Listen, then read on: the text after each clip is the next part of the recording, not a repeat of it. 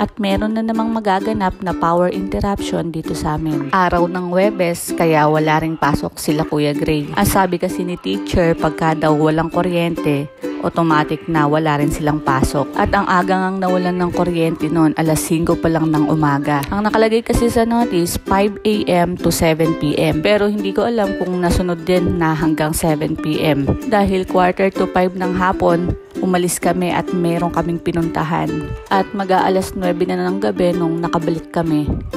Di baling mawalan ng power sa buong maghapon, wag lang sa gabi, di ba? Ang hirap kasi noon, lalo na kung may mga anak ka pang maliliit. Kailangan mong maging ready sa mga gamit para sa kanila. At sa mga pagkakataon nga na dumarating ang ganito, napakaginhawa at importante kung meron kang rechargeable na electric fan, pati na rin ng power bank. Sobrang laki na talaga ng kaibahan ng panahon sa ngayon kumpara noon.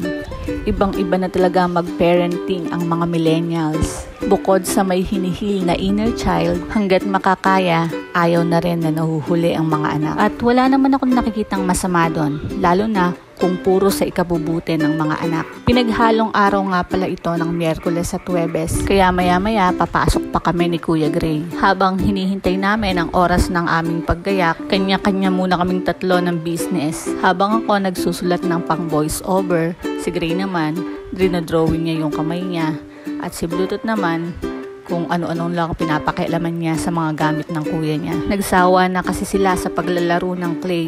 Pati yung mga kuko nila, puro clay na din. Ang hirap pa namang alisin sa mga daliri nila dahil sumiksik na sa kuko nila. Pero okay lang dahil maganda din na nilalaro nila yon. Dahil lumalabas yung pagiging creative nila. At ayan na nga, dumating na naman ang oras ng pagpasok ni Kuya. Kaya ihatid ko na uli siya. Gusto nga sa aming sumama ni Blue, kaya lang hindi ko siya pwedeng isama dahil medyo magtatagal ako doon. Pag sinama ko kasi si Blue, wala siyang ibang gagawin sa akin kundi magpabawal at magpahabol sa school. Kaya iniwan ko na lang siya at mamaya ko na lang siya isasama pagka susunduin ko na ang kuya niya. At pagkatapos nga ng araw na to, eto na ang naging ganap ng dalawang magkapatid.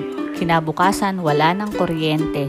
Kaya hinayaan ko na lang sila na maglaro sa gilid ng bahay. Sobrang init nga nung time na yan. At dito sa kabilang gilid ng bahay, meron kaming poso. Saka lang namin nagagamit pagka ganitong walang power. Kaya nga may muscle yung braso ko dahil nung kami yung bata, nagtitimba lang kami ng paligo namin para idala sa banyo. At asar na asar nga rin ako noon tuwing magsasabado dahil araw ng paglalaba ni Mama. Kailangan namin siyang timbaan ng pambalaw niya sa mga damit namin. Naiistorbo tuloy yung paglalaro namin ng mga kalaro ko. Nakakamiss din talagang maging isang bata.